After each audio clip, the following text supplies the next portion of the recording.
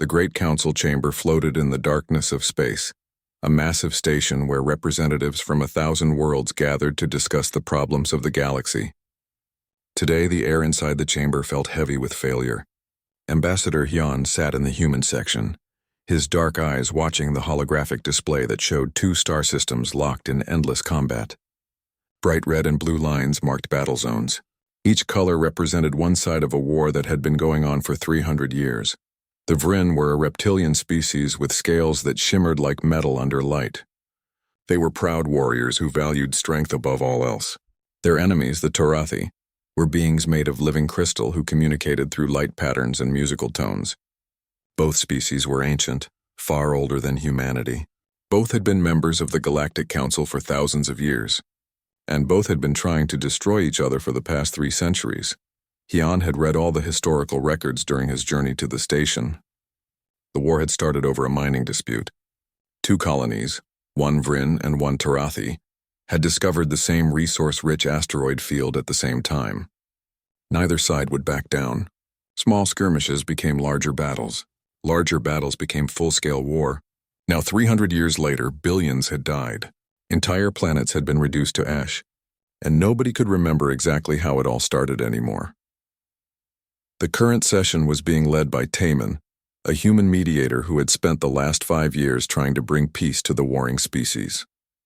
He stood at the center of the chamber, his voice calm but tired as he spoke to the assembled delegates. Taemin was young for a mediator, only 42 years old, but he had shown remarkable skill in resolving smaller conflicts across the galaxy. This war, however, was testing him in ways nothing else had. The Vryn warlord, a massive creature named Crix, slammed his clawed hand on the table in front of him. The sound echoed through the chamber like thunder. His translator device converted his angry hisses into words everyone could understand. He spoke of honor and vengeance, of blood debts that could never be repaid. His people had suffered too much to simply stop fighting now. Peace was impossible while the Torathi still drew breath. On the opposite side of the chamber, Commander Valesh of the Torathi flickered with angry red light. Her crystalline body pulsed with barely contained rage. Through her translator, she sang a song of grief and defiance. The Vryn had destroyed her homeworld. They had shattered countless crystal gardens where her ancestors' memories were stored. How could there be peace with monsters who erased entire civilizations? The Torathi would fight until every last Vryn was dust. Taemin tried to calm both sides.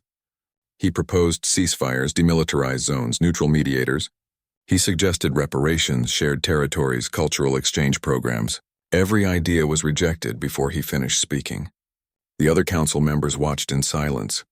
They had seen this same scene play out hundreds of times before. Some looked bored. Others looked sad. None looked hopeful. Then Hyun stood up. He was not particularly tall or impressive looking. Humans were still considered newcomers to the Galactic Council, having achieved faster-than-light travel only 120 years ago. Many of the older species saw them as children playing at galactic politics, but Hyun had earned respect through careful diplomacy and genuine desire to help. When he requested permission to speak, Taemin immediately granted it. Hyun's proposal was simple. He offered to send a small human team to the war zone. They would not bring weapons or soldiers. They would not try to force peace through military might.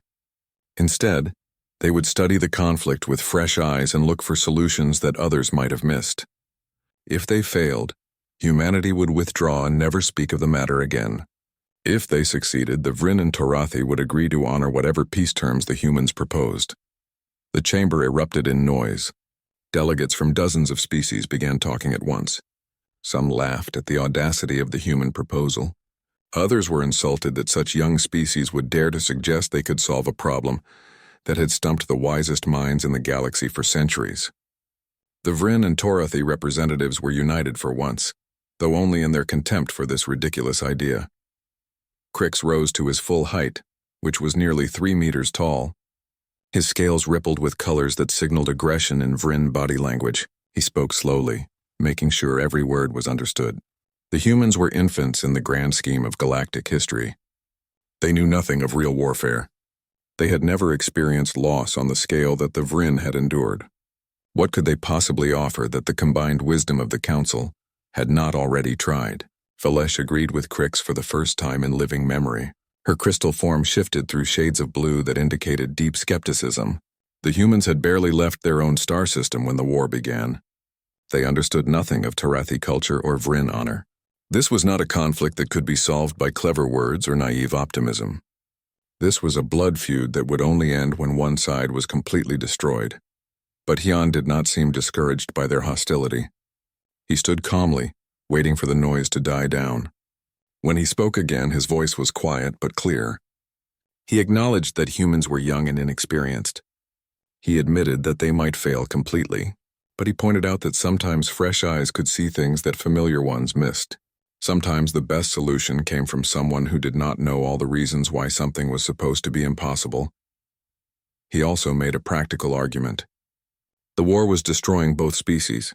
Resources that could have been used for exploration, art, science, and culture were being poured into weapons and warships. Entire generations knew nothing but combat. Children were born in bunkers and died on battlefields without ever seeing peacetime. What did either side have to lose by letting humans try?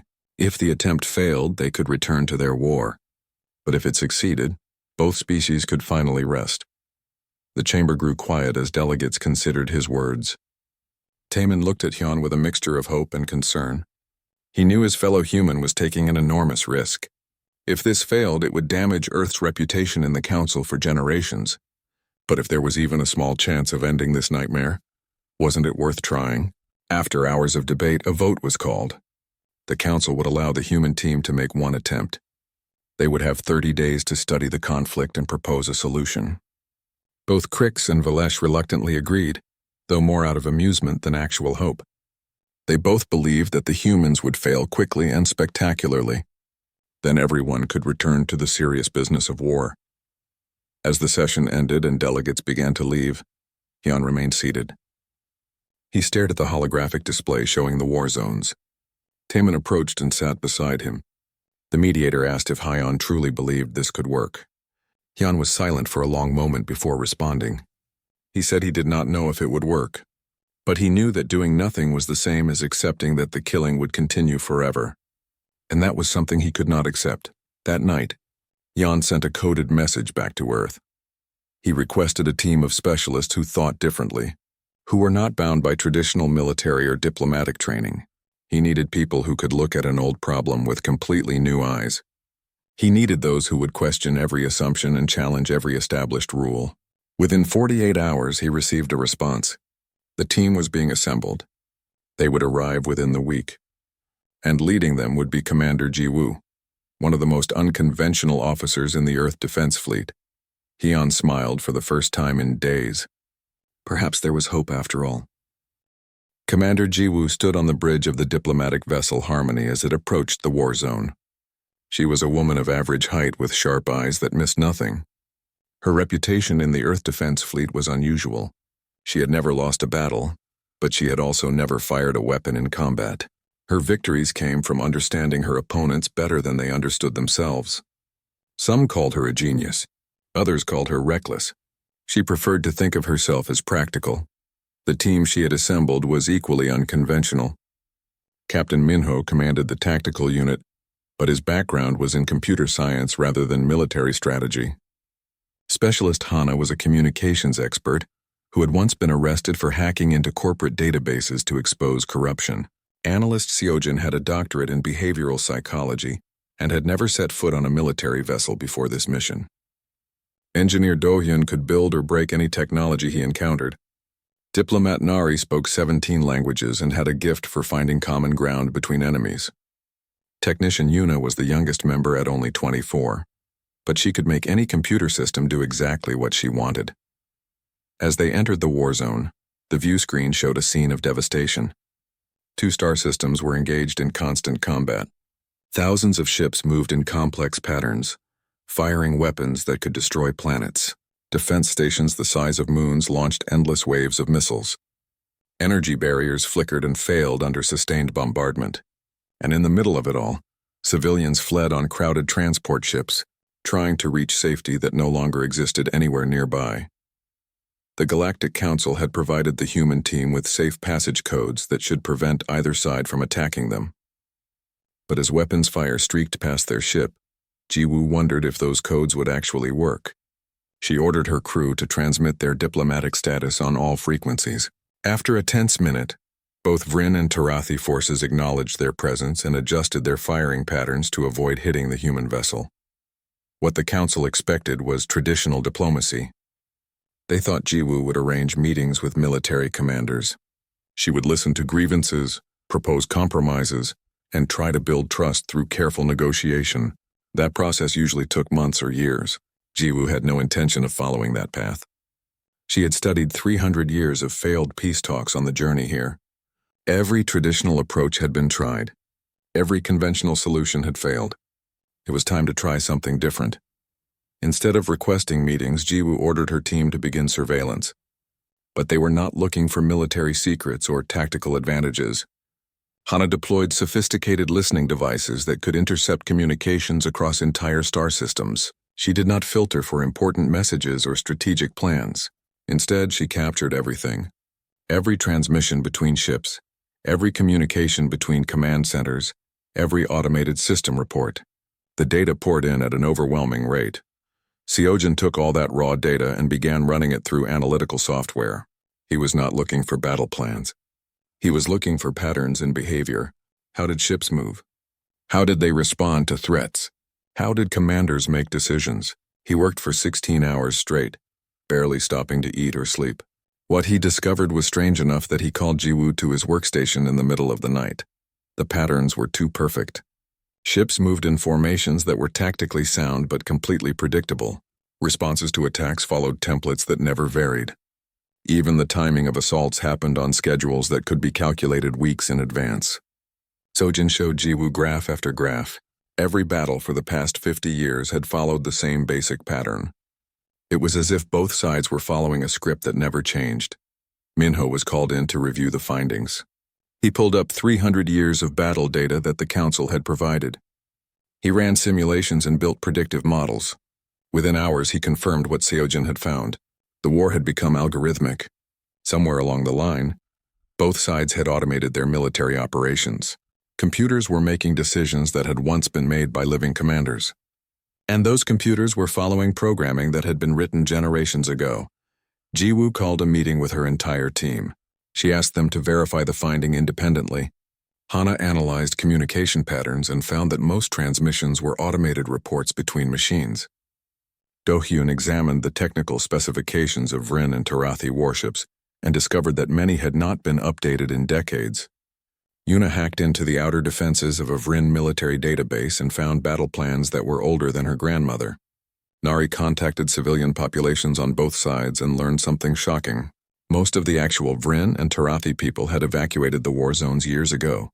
The picture became clear. At some point in the distant past, both species had built automated defense systems to protect their territory while their populations relocated to safer worlds. Those systems were designed to fight until victory was achieved or until ordered to stand down. But the programming had been written during the height of the war when hatred ran deep. The shutdown codes required authorization from government officials who had died generations ago.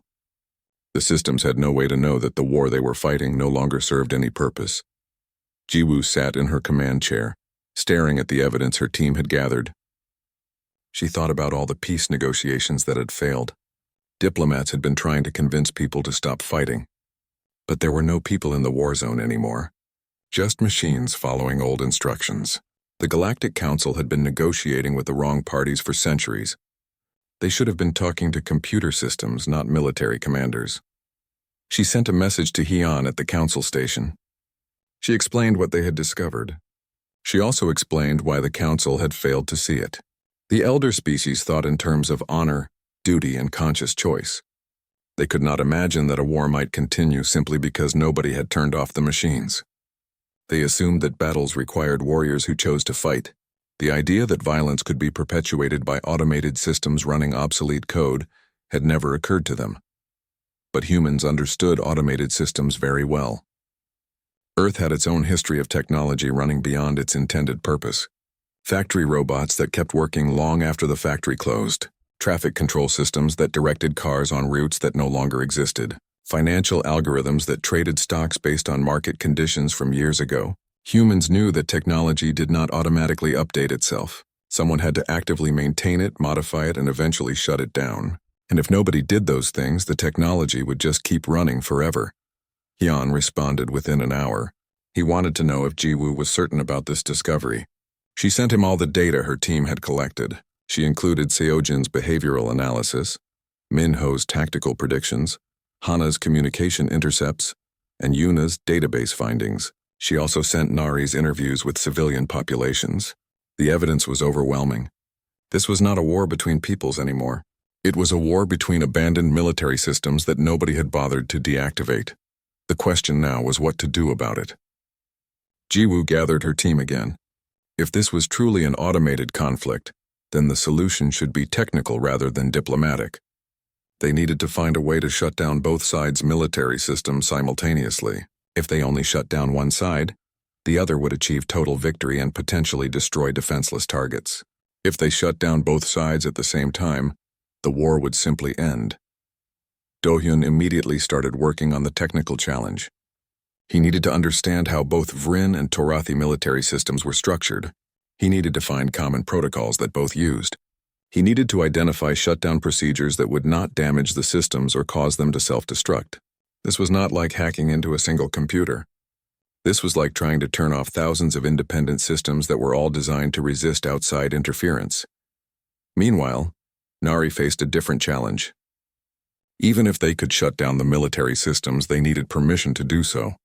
The Galactic Council would never approve such a plan without consulting with Vrin and Torathi leadership. But those leaders were scattered across multiple colony worlds. Gathering them for a decision could take weeks or months.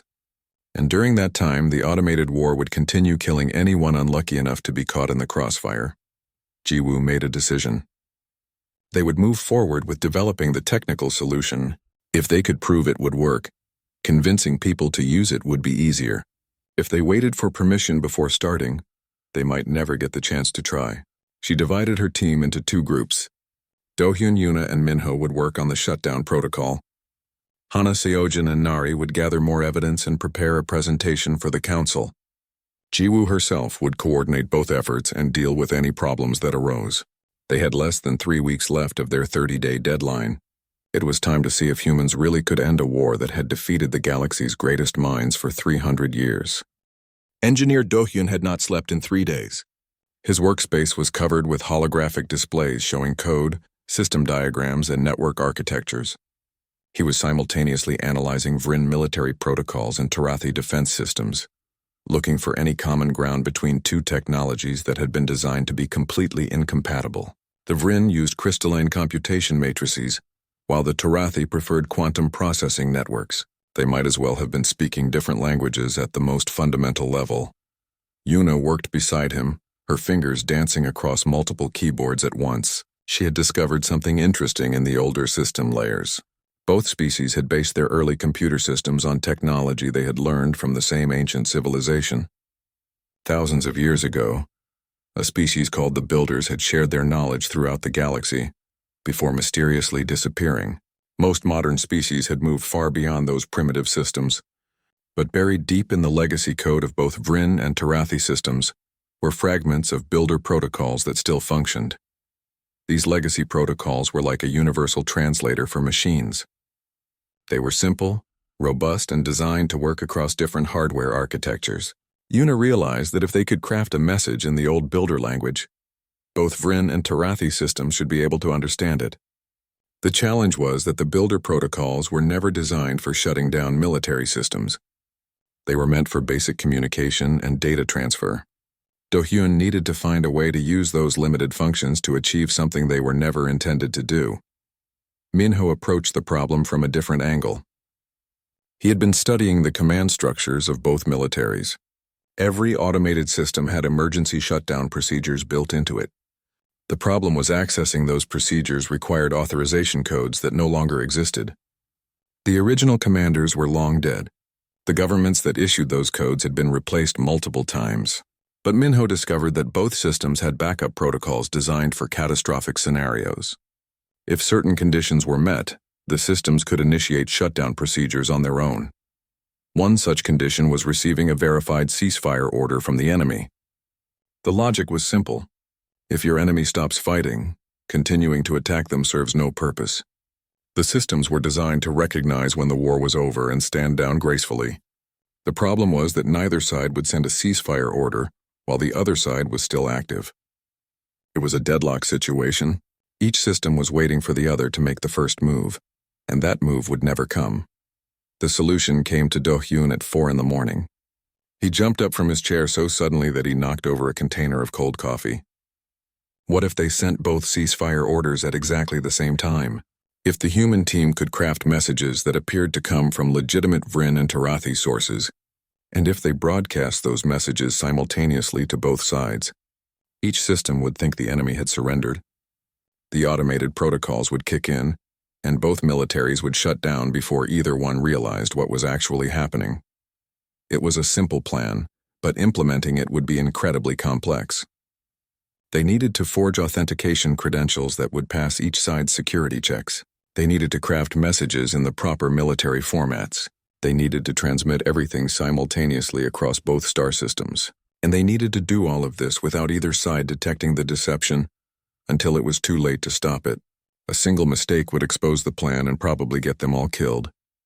Yuna took on the challenge of forging the authentication credentials. This required understanding the cryptographic systems that both species used. She spent days analyzing intercepted communications, looking for patterns in how messages were signed and verified. The Vryn used a complex system based on quantum entanglement. The Tarathi preferred crystalline resonant signatures. Both were theoretically unbreakable. But Yuna was not trying to break them. She was trying to replicate them. She discovered that the authentication systems had not been updated in decades. They were using older versions of cryptographic protocols that had known vulnerabilities. With enough computing power and the right algorithms, she could generate fake credentials that would pass verification checks. It would only work once. As soon as the systems realized they had been tricked, they would upgrade their security. But once was all they needed.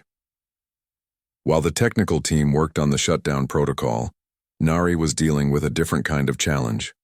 She needed to convince both Vryn and Tarathi leadership to allow the human team to make this attempt. But there was a problem. The leaders did not actually believe the war was automated. They thought their military forces were being commanded by real officers making real decisions. Convincing them otherwise required evidence they would accept. Nari traveled to a Vryn colony world where several high-ranking military officials had retired. She brought Seojin's analysis and showed them the behavioral patterns of their own forces. At first they were insulted by the suggestion that their warriors were just following programming. But as they reviewed the data, doubt began to creep in. They had not actually received direct reports from the war zone in years. All their information came through automated systems. When they tried to contact specific commanders, they discovered that most of those commanders did not actually exist. They were designations in a database, not real people. The revelation was painful for them. They had believed they were honoring their ancestors by continuing the fight. They thought brave soldiers were sacrificing themselves for the future of their species. Learning that it was all just machines running old programs made the entire war feel meaningless.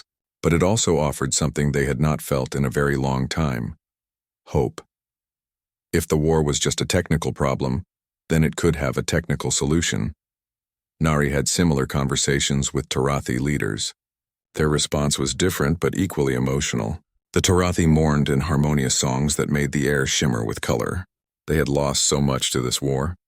Learning that the losses had continued long after they were necessary was almost too much to bear.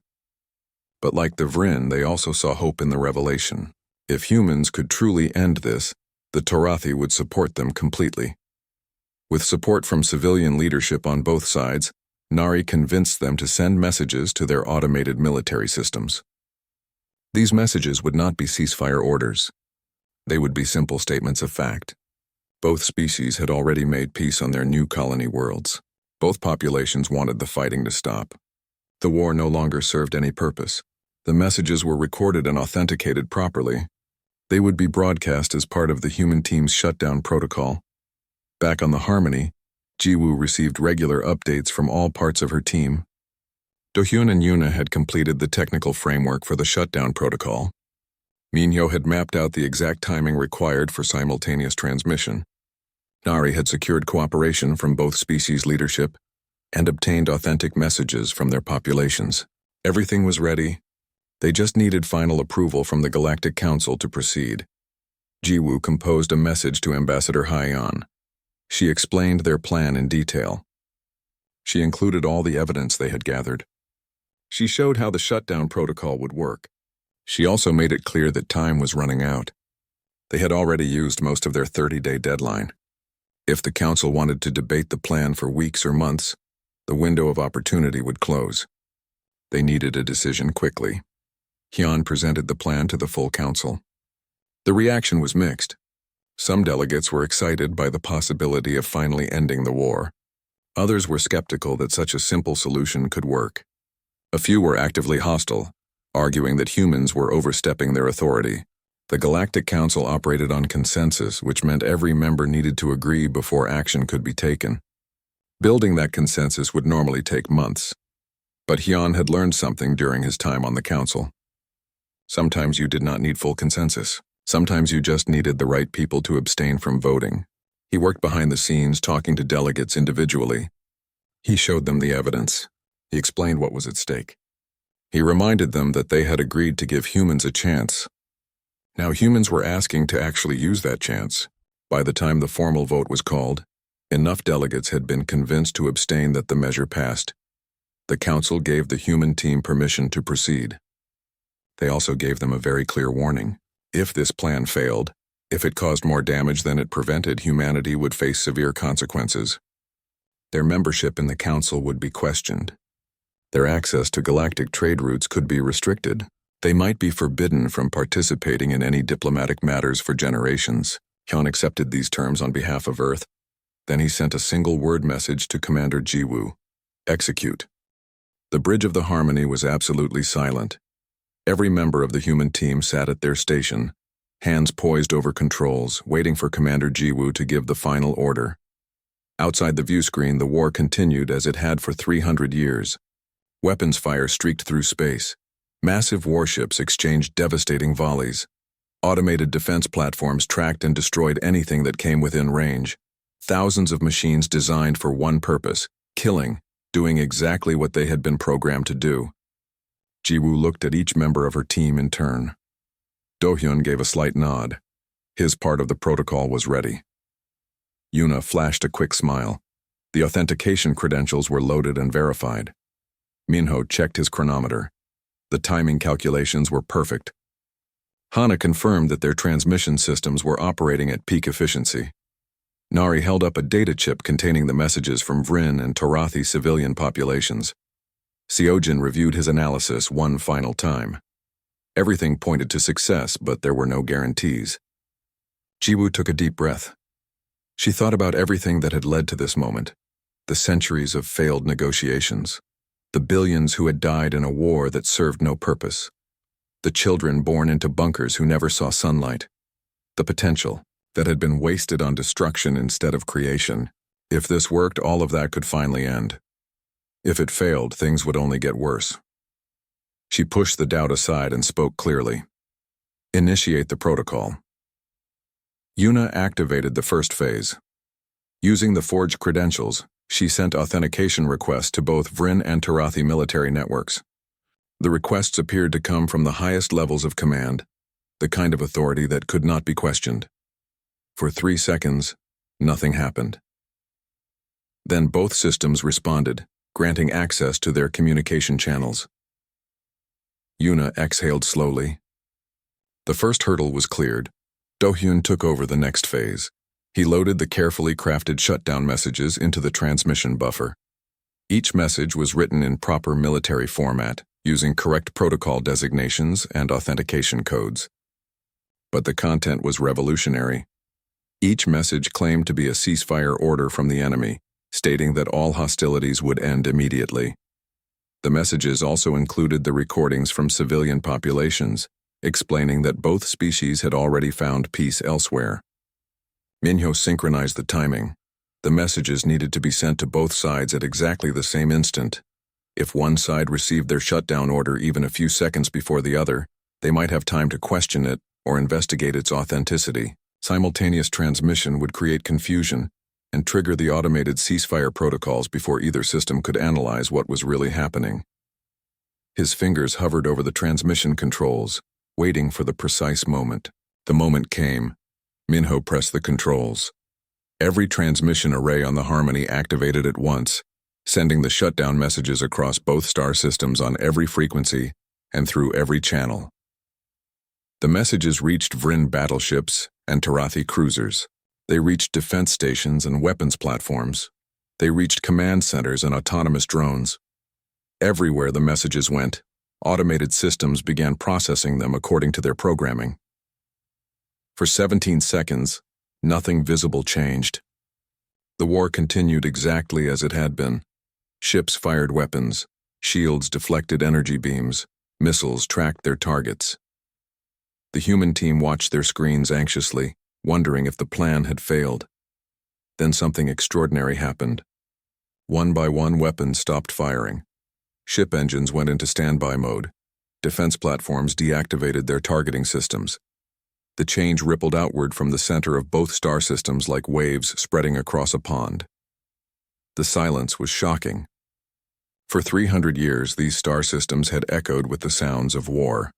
Energy weapons humming, explosions reverberating, ships accelerating and decelerating, communications channels filled with tactical chatter. Now, suddenly, there was almost nothing. A few systems continued to function, maintaining life support and basic operations. But the weapons were silent. The war had stopped. Hana monitored the communication channels, listening to what was happening across both fleets. Automated systems were broadcasting status reports, weapons offline, shields reduced to minimum power. All offensive operations suspended pending confirmation of ceasefire. The systems were following their programming exactly as designed. When presented with verified evidence that the enemy had surrendered, they had initiated shutdown protocols. The fact that the evidence was false did not matter. The protocols did not include provisions for questioning orders that appeared legitimate. But there was something else happening in those transmissions. As the automated military systems went quiet, other communication channels began activating. These were older networks, civilian systems that had been dormant for decades.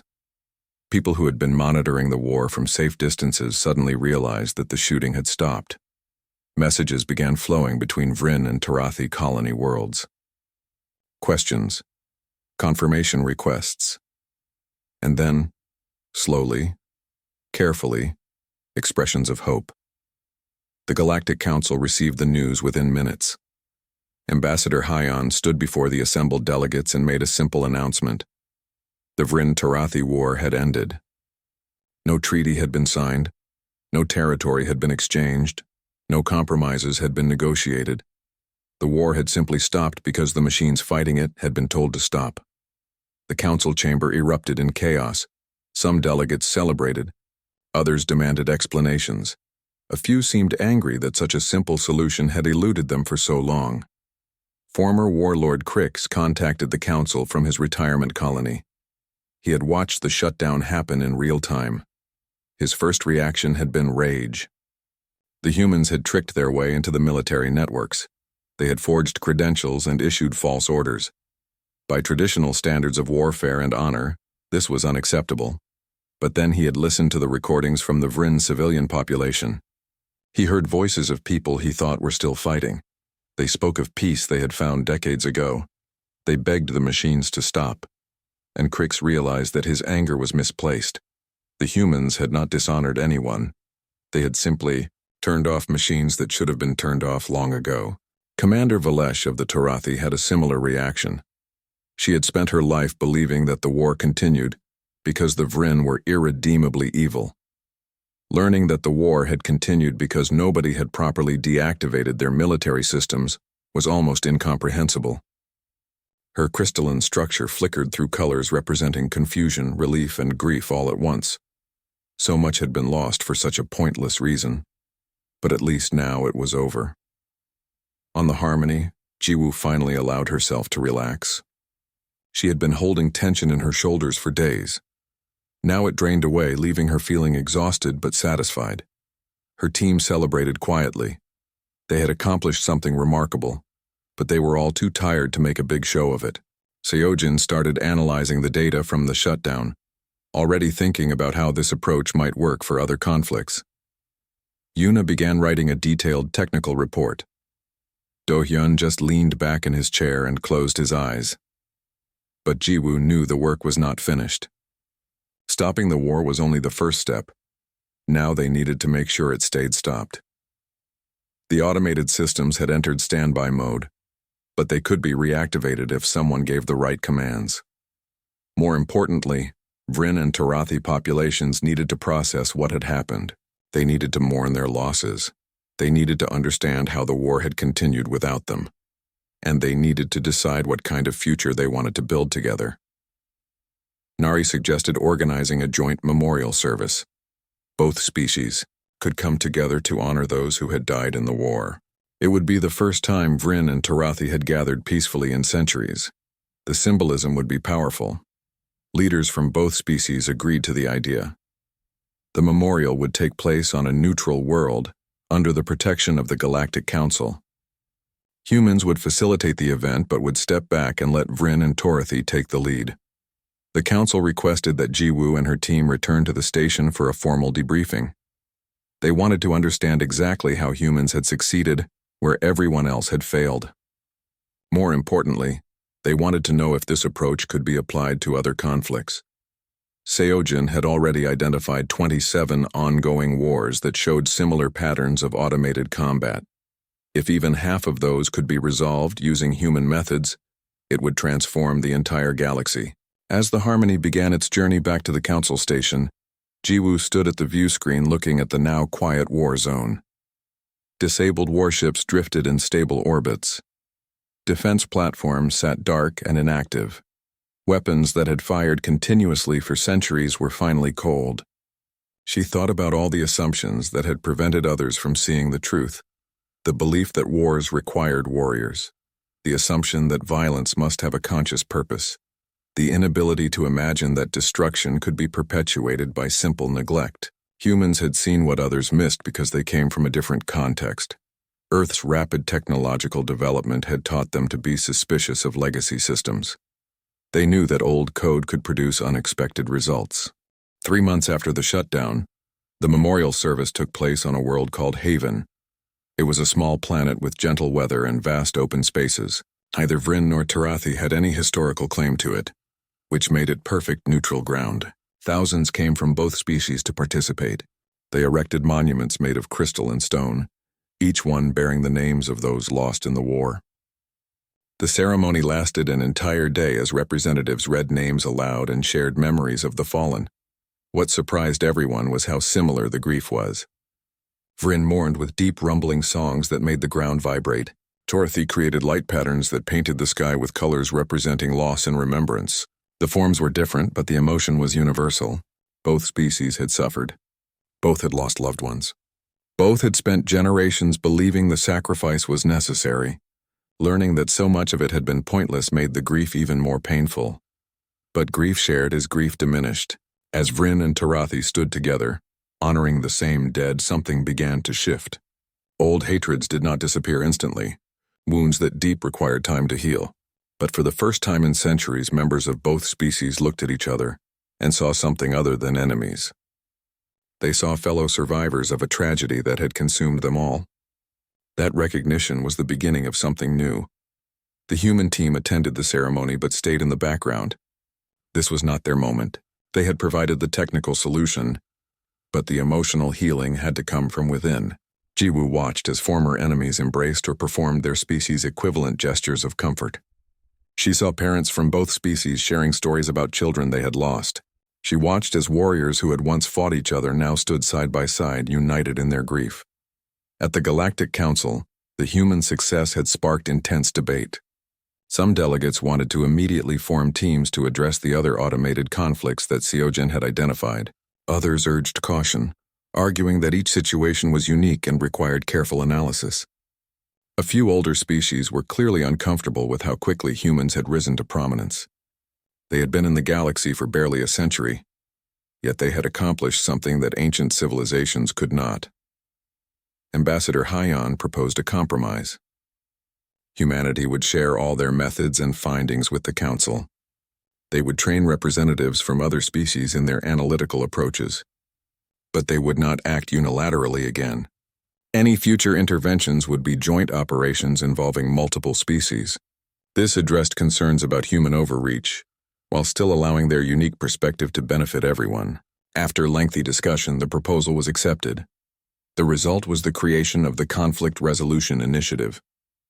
It was structured differently from traditional council operations. Instead of relying on senior diplomats and established procedures, the initiative recruited young members from all species. They specifically looked for individuals who thought unconventionally, who questioned assumptions, and who were not bound by centuries of diplomatic tradition. Captain Minho's tactical unit became the template for rapid response, teams that could be deployed to crisis zones throughout the galaxy. The first joint operation targeted a conflict between two species called the Marathi and the Kendril. They had been fighting for 80 years over a border dispute. Using the methods developed by the human team, the initiative discovered that the border they were fighting over had been made irrelevant by a treaty signed 60 years ago. Neither side had properly updated their military computers with the new boundary information. The automated defense systems were still protecting territory that belonged to neither species anymore. The solution was simpler than anyone expected. They updated the navigation databases, uploaded the correct border coordinates, and the conflict ended within a week. The Marathi and Kendril governments were embarrassed but grateful. They had lost thousands of people defending a boundary that did not exist. The ease of the solution made them question why they had not investigated more carefully themselves. The answer was the same as with the Vryn and Torathi. They had assumed that their systems were being properly maintained when nobody had actually verified that in decades. Over the next year, the initiative resolved 12 more conflicts using similar approaches. Not all of them were purely automated wars.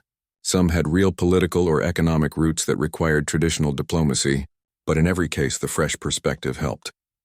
Young analysts from different species worked together, combining their unique viewpoints.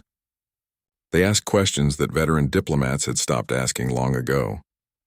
They challenged protocols that everyone else accepted without thinking.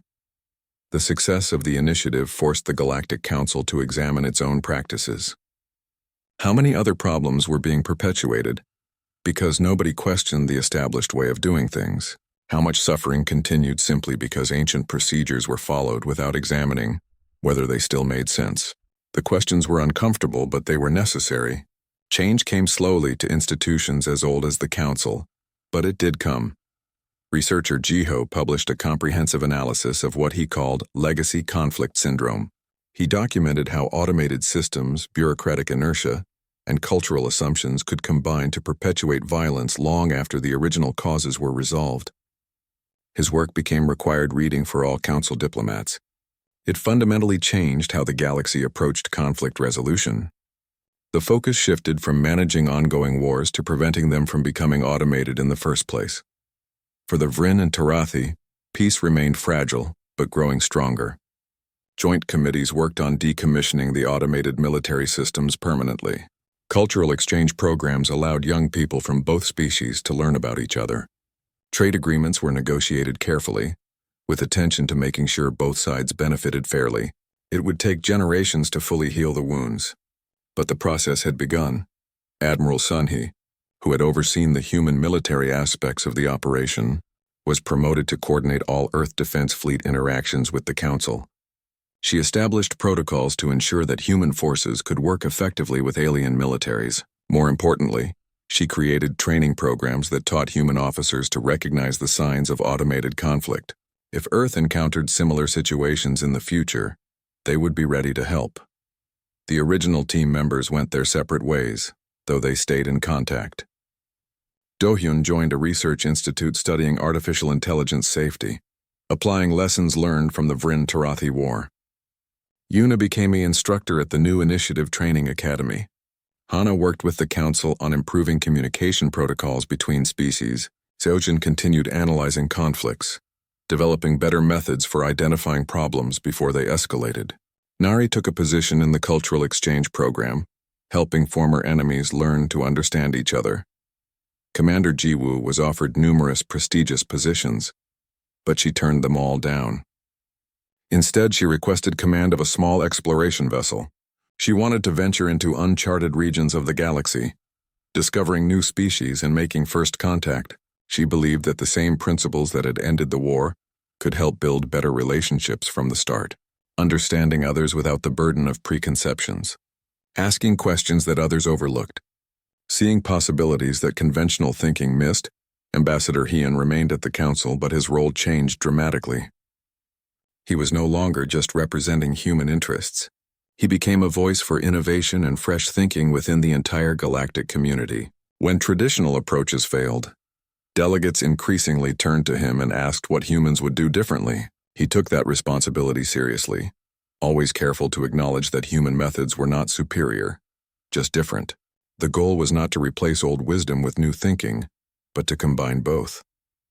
5 years after the shutdown, the Council held a formal ceremony recognizing humanity's contribution to galactic peace. Earth was granted full membership status with all associated rights and responsibilities.